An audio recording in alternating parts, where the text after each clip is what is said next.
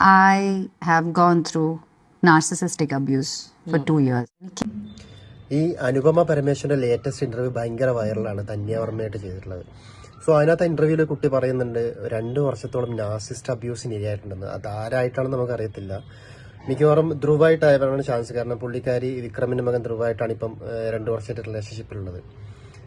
എന്തൊരു ഷോക്കിംഗ് ആയിട്ടുള്ള കാര്യമാണ് ഇതിപ്പം ഈ പറയുന്ന നാർസിസ്റ്റ് അബ്യൂസ് എന്ന് പറയുന്നത് ഇന്ത്യൻ ഒരു കൾച്ചർ വെച്ചിട്ട് എല്ലായിടത്തും ഉണ്ട്. കല്യാണം കഴിഞ്ഞ പെൺകുട്ടികളും കല്യാണം കഴിക്കാത്ത പെൺകുട്ടികൾ, അഫെയറുള്ള പെൺകുട്ടികൾക്ക് അനുഭവിക്കുന്ന ഒരു കാര്യമാണിത്. അതിനകത്ത് മെയിനായിട്ട് വരുന്നത് ഗ്യാസ് ലൈറ്റിംഗ് എന്ന് പറയും. ഗ്യാസ് ലൈറ്റിംഗ് എന്ന് പറഞ്ഞാലും ലവ് ബോംബിംഗ് ആയാലും മാനിപ്പുലേഷൻ ആയാലും ഈ പറയുന്ന ഓരോ സെഷനും ഭയങ്കര പെയിൻഫുൾ ആയിരിക്കും. അത് അനുഭവിച്ചവർക്ക് പലരും സൈക്കാട്രിസ്റ്റുകൾക്ക് ചോദിച്ചാൽ അറിയാൻ പറ്റും. അത് അനുഭവിച്ച ഒരുപാട് പേര് ഡിപ്രഷനിലാവുന്ന ആൾക്കാർ വരെയുണ്ട്.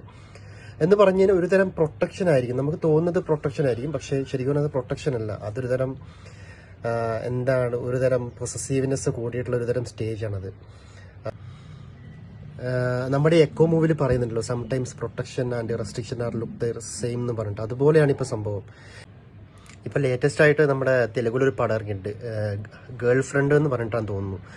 നമ്മുടെ രശ്മിക മന്ദനയുടെ പടമാണ്. അതിനകത്ത് പറയുന്ന സെയിം ആണ്. അതിനകത്തൊരു ക്യാരക്ടറിൻ്റെ അതിലൊരു ഹീറോൻ്റെ ഒരു ക്യാരക്ടർ എന്ന് പറഞ്ഞു കഴിഞ്ഞാൽ അത്രയും ഓക്വേർഡായിട്ടുള്ള ഒരു മെൻറ്റാലിറ്റി ഉള്ള ഒരു മെന്നാണ്, ആ ഒരു പുരുഷനാണ്. അതായത് അവരും ആ ഒരു ക്യാരക്ടറും അതിൻ്റെ അച്ഛനും സെയിം ഒരു വേയിലായിരുന്നു ജീവിച്ചിരുന്നതെന്ന് നമുക്ക് കാണാൻ പറ്റുന്നത്.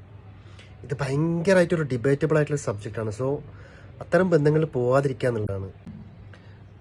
പറഞ്ഞ മാനിപ്പുലേഷൻ എന്ന് പറഞ്ഞു കഴിഞ്ഞാൽ കുറ്റബോധം ഉണ്ടാക്കിയിട്ട് അയാളെ നിയന്ത്രിക്കും. ഈ പറഞ്ഞ അനുപമയുടെ കേസിൽ എന്താണെന്ന് അറിയത്തില്ല, പല ഗേൾസും അനുഭവിക്കുന്നത് കുറ്റബോധം അവരുണ്ടാക്കും. അവർ ചെയ്തൊരു തെറ്റാണെന്ന് പറഞ്ഞിട്ട് ആ കുറ്റബോധത്തിൽ അവരെ നിയന്ത്രിക്കുക എന്ന് പറയുന്നത് ഇത് ഭയങ്കര ഒരു സിവിയർ ആയിട്ടുള്ള സ്റ്റേജാണ്. സെക്കൻഡ് എന്ന് പറയുന്നത് ഗ്യാസ് ലൈറ്റിംഗ് ആണ്.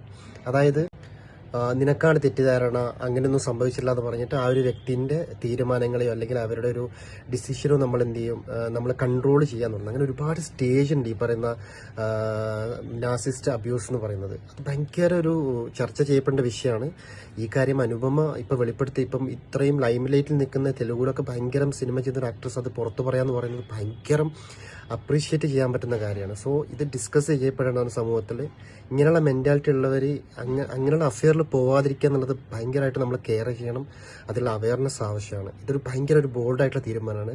Hats off Anupama.